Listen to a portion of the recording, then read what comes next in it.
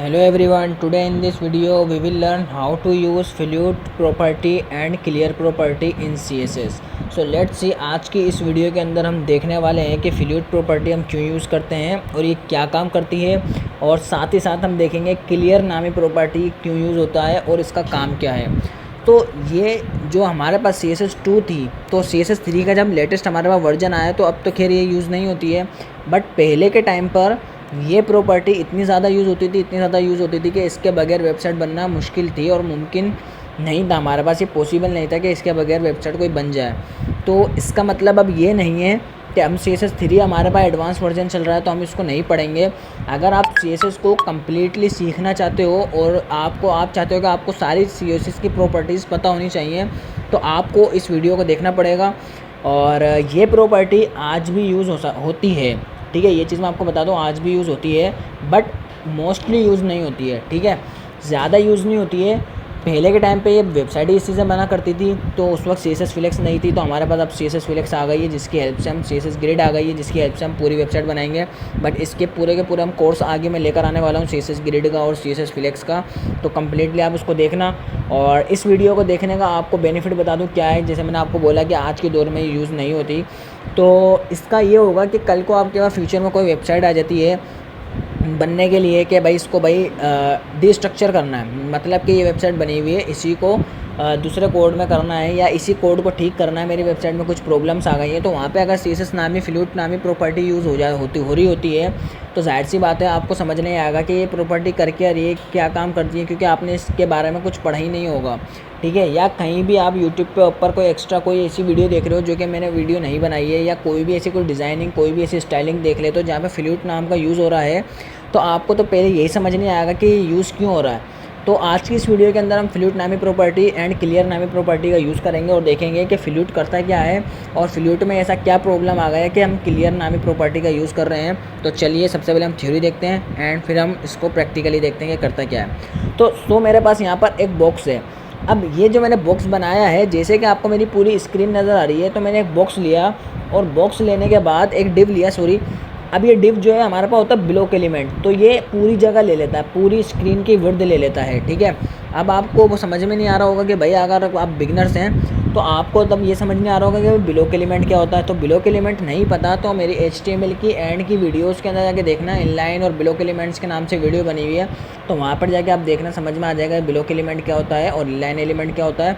और इस वीडियो का जो मैं वीडियो आपको बता रहा हूँ, जिसको देखना है तो या आई कार्ड के ऊपर आपको मिल जाएगी, तो वहाँ से देख सकते हो, और वीडियो के एंड के अंदर भी मैं दे दूँगा, तो वहाँ से भी इनलाइन और ब्लॉक एलिमेंट्स को देख लेना होते क्या है। तो अब हमारे पास यहाँ पे एक बॉक्स है।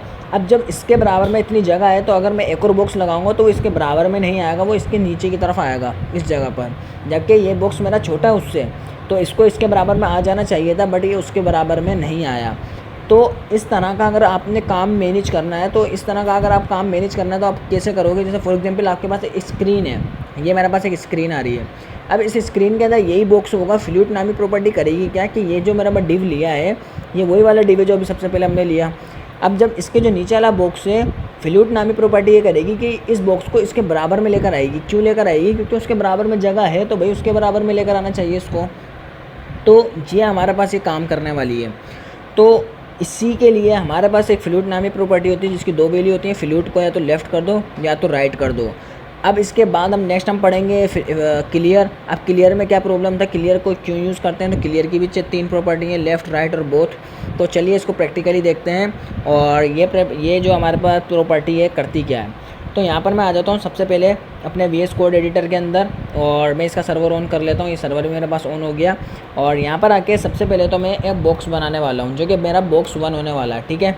और इस बॉक्स के अंदर यहाँ पर आया और मैं बोलूँगा कि जो मेरा पास बॉक्स 1 है, सबसे पहले तो आप जो है इसको एक हाइट दो, ठीक है। सबसे पहले आप क्या करो, इसको एक हाइट दो, और इसकी जो हाइट होने वाली है वो होने वाली है 200 पिक्सल, और एक विड्थ लगा दो, और इसकी जो विड्थ होगी वो भी होगी 200 पिक्सल, और एक मैंने लगा दिया बॉर्डर जो कि 1 पिक्सल का, चलो 2 कर लेते हैं भाई, 2 पिक्सल का सॉलिड ब्लैक कलर का मैंने क्या करा, इसके अंदर ये लगा दिया। तो ये मेरे पास बॉक्स कुछ इतना बड़ा आ रहा है।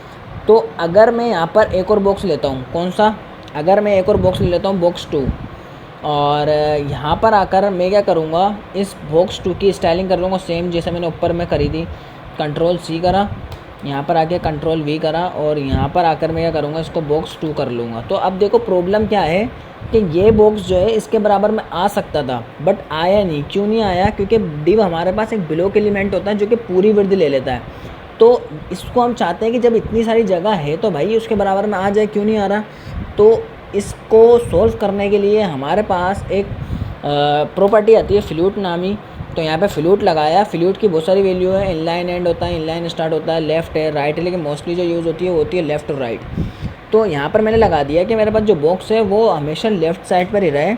अब लेफ़्ट के लगाने से देखो क्या हुआ, जैसे ही मैंने लेफ़्ट लगाया तो आपको मेरा डिव गायब हो गया, नज़र आ रहा होगा। अच्छा जी भाई, वो गायब नहीं हुआ। मैंने क्या बोला कि वो गायब नहीं हुआ। भाई क्या बात, इस बात का क्या प्रूफ है?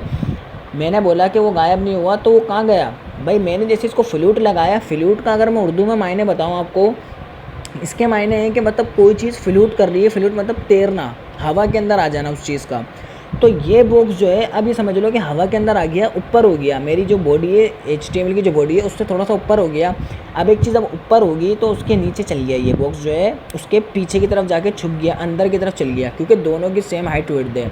तो मैं एक काम करता हूँ भाई, इसकी हाइट विड्थ बढ़ा लेता हूँ। मैं इसकी विड्थ अगर हाइट बढ़ा लेता हूँ तो देख रहे हो नीचे से बाहर की तरफ वो झाँक रहा है। अब वो नीचे के बाहर की तरफ आ गया और यहाँ पर आके भाई 20 इसकी कर लेता हूँ, बढ़ा लेते हैं। तो देख रहे हो अब वो नीचे से बाहर की तरफ आ रहा है, तो इसका मतलब है वो इसके पीछे छुपा हुआ था।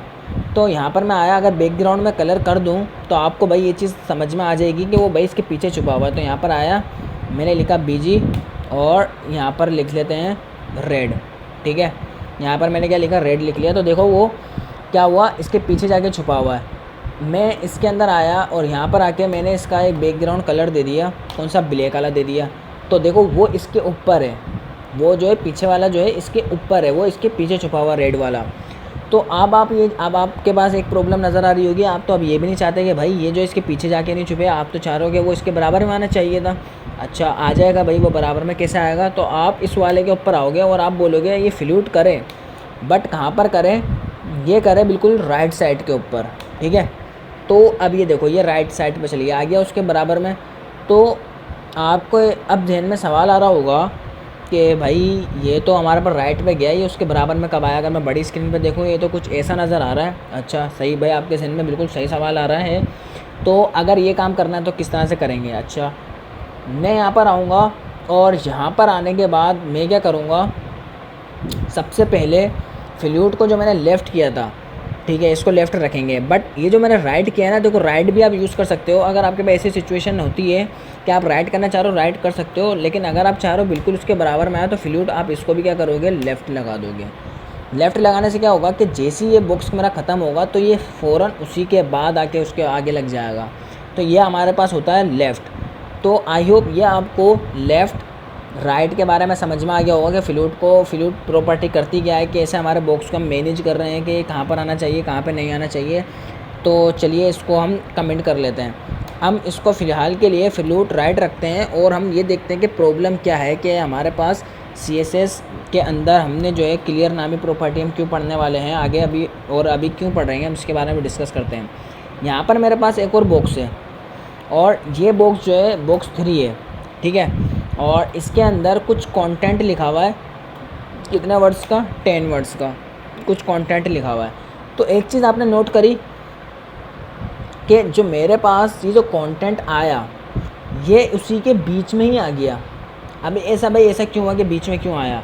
देखो बीच में इसीलिए आया क्योंकि मेरे पास जो है, क्योंकि दोनों बॉक्स जो है हवा के अंदर उड़ रहे हैं। मैंने क्या बोला था कि दोनों बॉक्स ये तो हवा के अंदर हैं, तो ये उसी के अंदर की तरफ चल गया, पीछे की तरफ जाके छुप गया। ये मतलब छुपा तो खैर नहीं है बट बीच के अंदर आ गया। समझ रहे हो बात को? ये बीच में आ गया। तो जाहिर सी बात है आप चाहोगे कि भाई ये बीच में नहीं आना चाहिए। तो इसीलिए हम यहाँ पे कौन सी प्रॉपर्टी का यूज़ करते हैं कि भाई जो मेरे पास डॉट बॉक्स 3 है, मेरे पास जो मेरा बॉक्स 3 है इसको आप क्लियर कर दो। अब क्लियर की भी 2 प्रॉपर्टी आती है, बोथ होती है, लेफ़्ट होती है, राइट होती है। तो मैंने बोला लेफ़्ट साइड से आप इसको क्लियर कर दो। तो अब हुआ क्या, ये लेफ़्ट साइड से क्लियर हो गया। क्लियर का बेसिकली मतलब क्या होता है? क्लियर का मतलब ये होता है कि जो बीच में कोई टेक्स्ट आ रहा है उसको बाहर निकालना। अब एक इशू ये आता है कि अगर मैं इसके कंटेंट को थोड़ा सा बढ़ाता हूँ, भाई ये मैं अभी ये समझाने जा रहा हूँ कि लेफ़्ट राइट प्रॉपर्टी करती क्या है। मैंने यहाँ पर आगे कुछ कंटेंट ऐड करा, सही है, और अब मैं ये मेरा वो कंटेंट ऐड हो गया, बट अब देखो इशू क्या आएगा कि मेरे पास अगर तो ये मेरे पास जो बॉक्स की अगर हाइट छोटी हो जाती है, अगर मेरी बॉक्स की हाइट छोटी हो जाती है तो देख रहे हो कंटेंट मेरा कहाँ से चलना स्टार्ट हो रहा है, बिल्कुल उसी के साथ से। अब ये देखो मसला समझ में आ रहा है, यहाँ पर भी कंटेंट आ रहा है इस जगह के ऊपर जो बकाया एरिया, जबकि होना ये चाहिए था कि इस वाले बॉक्स के इस जगह से चलना स्टार्ट होना चाहिए था, इसको तो कम से कम भी इस जगह से चलना स्टार्ट होना चाहिए था, लेकिन वो स्टार्ट कहाँ से हुआ, वहाँ से। तो मतलब डिपेंड कर रहा है वो ऊपर वाले बॉक्स के ऊपर, क्योंकि मैंने बोला लेफ़्ट साइड से आप जो क्लियर कर दो। अच्छा, मैं यहाँ पर आके इसको अगर राइट लगाते हैं तो देखते हैं भाई क्या होने वाला है। यहाँ पर मैंने आया, यहाँ पे आके राइट लगा दी, तो अब आपने ये देखा कि राइट लगाई तो राइट के अंदर थे, अब वो यहाँ से चलना स्टार्ट हुआ और राइट वाले को फॉलो करना स्टार्ट कर दिया कि राइट वाला बॉक्स जहाँ पर भी मेरा एंड हो रहा है, राइट वाला बॉक्स जहाँ पर भी मेरा एंड हो रहा है उसके बाद से चलाना स्टार्ट करेगा। तो भाई अभी तो चलो मसला सुधर गया भाई, ठीक है। यहाँ पर आके अब मैं 100 की जगह इसको कर देता हूँ 300, वापसी मसला आ जाएगा भाई। हुआ क्या, अब भाई ये मसला आ गया, अभी बड़ी मुश्किलों से एक मसले से जान छुटा है। दूसरा मसला ये आ गया कि अब वो राइट वाले को फॉलो कर रहा है, बट अब लेफ़्ट वाले को फॉलो नहीं कर रहा, तो लेफ़्ट वाले के वहाँ से स्टार्ट हो रहा है, जबकि अब होना क्या चाहिए था कि उसको तो यहाँ से चलना स्टार्ट होना चाहिए था। तो इस चीज़ के लिए हमारे पास जो प्रॉपर्टी आती है वो आती है क्लियर, और क्लियर में लगा किस में रहा हूँ, बॉक्स 3 के अंदर। तो क्लियर बोथ का मतलब है कि दोनों साइड से क्लियर रखे अपने आप को, चाहे कोई सा भी मेरा बॉक्स दोनों में से बड़ा होता रहे, ये दोनों साइड से अपने आप को क्लियर रखे, समझ रहे हो। तो ये चीज़ होती है हमारे पास। अगर अब देखो मैं यहाँ पर आके इसकी जो हाइट है उसकी मैंने 300 करी थी, तो मैं इसकी क्या कर लेता हूँ 400 कर लेता हूँ, ठीक है 400 कर लेता हूँ। तो देखो कुछ भी फ़र्क नहीं पड़ने वाला, अब तो वो उसी के नीचे से फॉलो कर रहा है। तो ये होता है हमारे पास फ्लूट और लेफ़्ट और राइट, और ये होता है हमारे पास क्लियर। तो आई होप ये आपको अब समझ में आ गया होगा कि हम किस तरह से इसको यूज़ कर रहे हैं। अगर मैं क्लियर नहीं लगाता तो क्लियर ना लगाने से होगा क्या कि मेरे पास ये कंटेंट अंदर जाके स्टार्ट होगा, अंदर से कोने से चलना स्टार्ट होगा, क्योंकि इसको यहाँ पे जगह मिल रही है। ये चीज़ समझ में आ गई, इसको जगह मिल रही है। तो आप मोस्टली बोथ नाम की प्रॉपर्टी का यूज़ करोगे, क्लियर बोथ, ताकि दोनों साइड से मेरे पास ये प्रॉब्लम सॉल्व हो जाए।